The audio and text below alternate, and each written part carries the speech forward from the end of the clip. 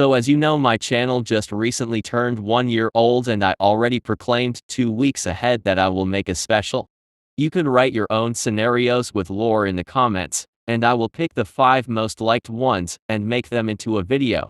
In the end, only 4 people wrote a timeline, with one of them not even writing the lore. But anyways, I said I'm gonna do this, and I will still do it and won't call it off.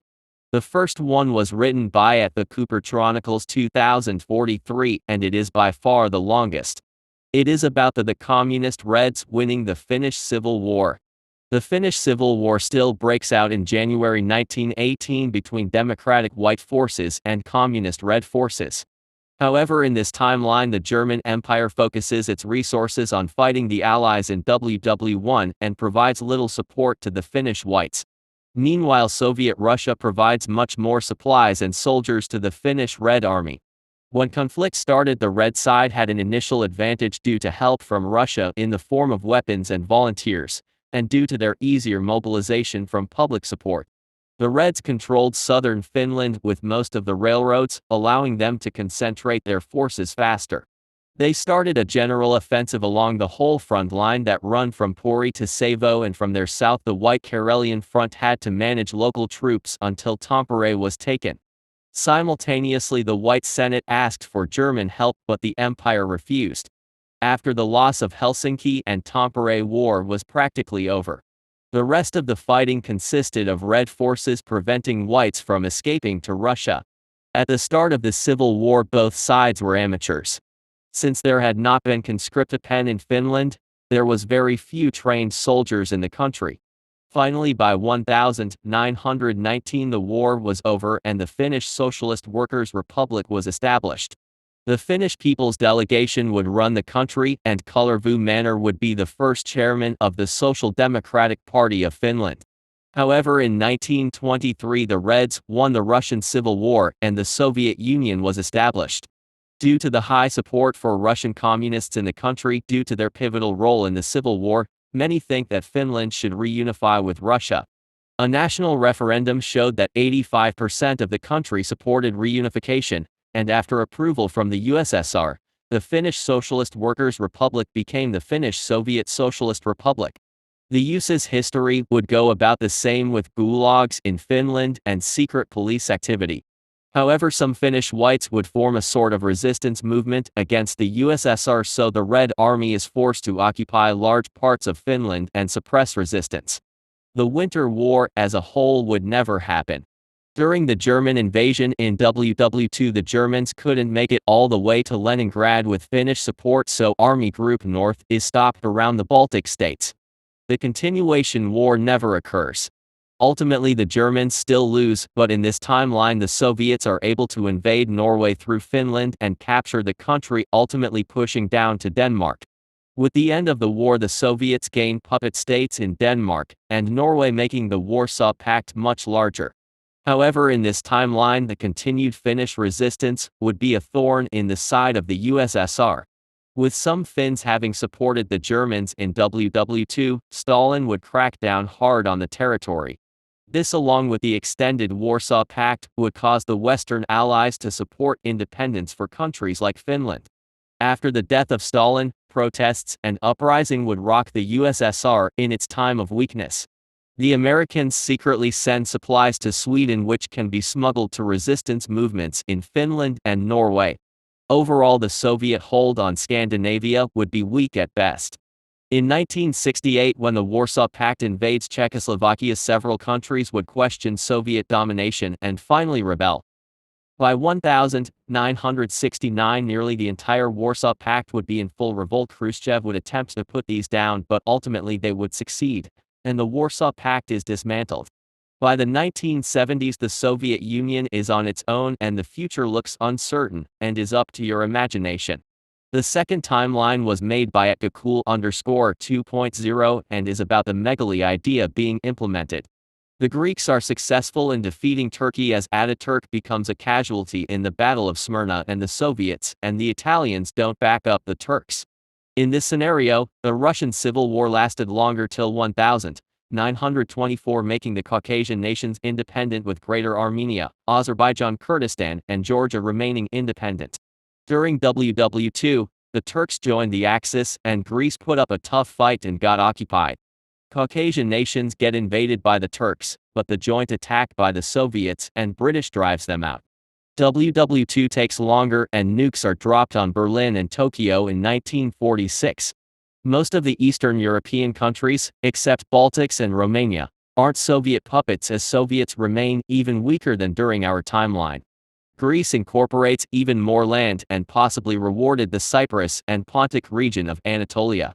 Greece joined NATO in 1949 and population exchange occurred between Greeks and the Turks.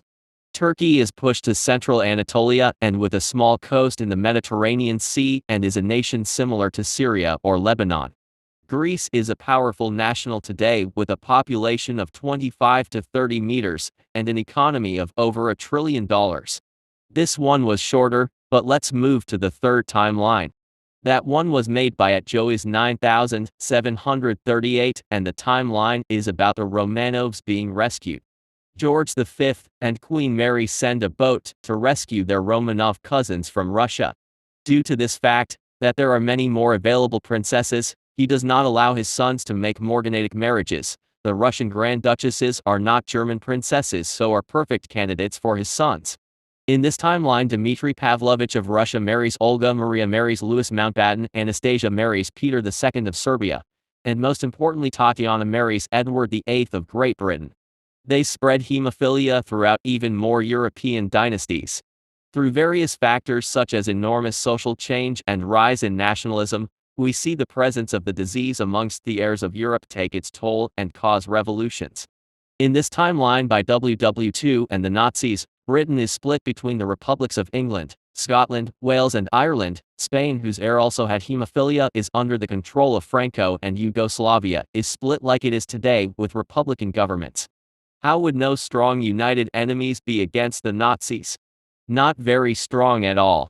Therefore the Nazis win WW2. The last timeline was made by Isaiah Slack, 2011, and this one is the only one without a lore, and so unlike the other ones the lore was made by me. The premise of this timeline is that John Wayne, yes the actor, becomes president in 1968.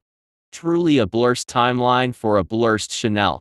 In this timeline John Wayne becomes a Republican candidate against the vice president of ex-president David Dwight Eisenhower, Richard Milhous Nixon, grandson of founder of Standard Oil John Davidson Rockefeller Sr. Nelson Aldrich Rockefeller and Ronald Reagan, who is actually like John Wayne an actor, and against all odds John Wayne becomes the Republican nominee, and like Richard Milhous Nixon in our own timeline defeats Democratic Hubert Horatio Humphrey Jr. and American independent George Cornwallis Jr.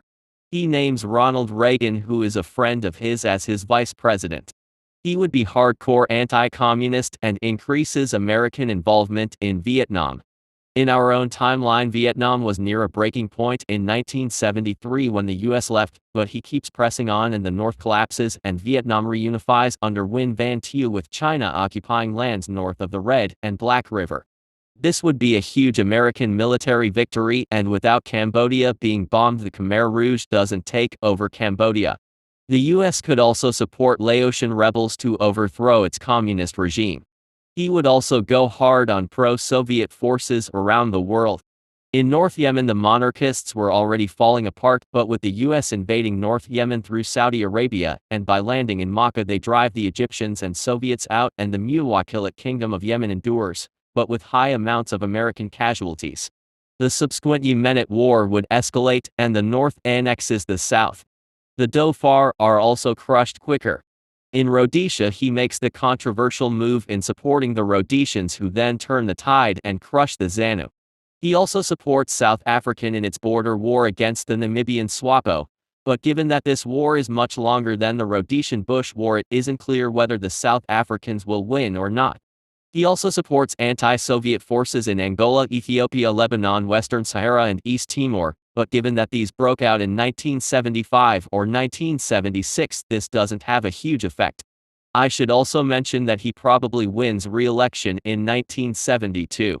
In terms of interior politics, he is extremely conservative, racist, anti-Semitic and homophobic, and may even try to repeal the Civil Rights Bill, but Congress probably vetoes it, and unlike Nixon he doesn't visit China. His racism may lead to George Wallace not even running in the first time. His vice president Ronald Reagan would win in 1976 and succeed him. He continues his hard stand on communism, but also implements Reaganomics, and he is less racist than Wayne, but not by a lot. But all the things Jimmy Carter had to oversee, like Iran or recession, would fall to Reagan, and Reaganomics would be blamed for the latter, and so Ted Kennedy wins in 1980 and 1984.